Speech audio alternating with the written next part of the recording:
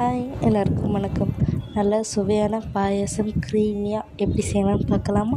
அதுக்கு ஒரு கடாயில் 2 டேபிள் ஸ்பூன் நெய் சேர்த்து 10 முந்திரி 10 திராட்சை சேர்த்து நல்லா பொன்னிறமாக வறுத்து எடுத்து வச்சுக்கலாம். இப்போ அதே கடாயில் பாயாச சேமியா எடுத்து சேர்த்து நல்லா பொன்னிறமாக வறுத்து விட்டுக்கலாம். அது கூடவே காய்ச்சி ஆற வச்சுருக்க பாலும் சேர்த்து நல்லா ஒரு கொதிக்க விட்டு எடுத்துக்கலாம். ஜவ்வரிசி இருந்தால் கூட சேர்த்துக்கோங்க. என்கிட்ட ஜவ்வரிசி இல்லாதனால நான் அப்படியே செய்கிறேன். நல்லா கொதி வரட்டும். கொதி வரப்போ ஒரு பிஞ்ச் தூள் உப்பு சேர்த்துக்கலாம். அப்போ தான் சர்க்கரை அதிகமாக சேர்க்க வேண்டிய அவசியமும் இருக்காது, கரெக்டாக இருக்கும் சுகரும். இப்போ 1/2 கப் சுகர் எடுத்து வச்சுருக்கேன். ஏன்னா 1 கப் அளவுக்கு அந்த சேமியா எடுத்ததுனால கரெக்டாக இருக்கும். அதுவே போதுமானது. உங்களுக்கு வேணுன்னா கூட இன்னும் 2 டேபிள் ஸ்பூன் எக்ஸ்ட்ரா கூட சேர்த்துக்கோங்க.